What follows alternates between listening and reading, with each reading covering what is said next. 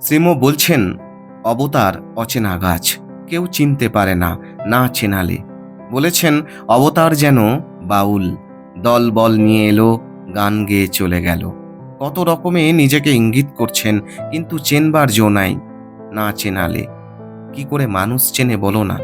শত আবরণে ঢেকে এসেছেন, দরিদ্র 6 টাকা মাইনের পূজারি, প্রায় নিরক্ষর, আবার উন্মাদ, কখনো উলঙ্গ। এর ভেতর দিয়ে কার সাধ্য তাকে চেনে, তিনি না চেনালে। ভক্তদের এক একবার স্বরূপ দেখাতেন, তারা স্তম্ভিত হয়ে ভাবত, এ কি দেব না মানব। তাই তো দেবেন মজুমদার মশাই গানে বলেছেন, কে তোমারে জানতে পারে, তুমি না জানালে পরে।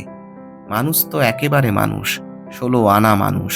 অবশ্য 0.1 এসব মানুষ, আর 99.9 ঈশ্বর।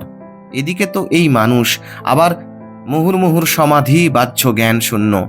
এ দুটি বিরুদ্ধ ভাবের সমন্বয় এক ভগবানই সম্ভব, মানুষে নয়। তা যেমনই হোক, একাধবার সমাধি হলেই হেউ ঢেউ হয়ে যায় মানুষ, দেশ জুড়ে নাম রটে যায়। আর এ যেন সমাধির তুফান। যত রকম সমাধির কথা শাস্ত্রে আছে, এ সবই ঠাকুরের হয়েছে। সকল বিরুদ্ধ ভাবের সমাবেশ অবতারের জীবন।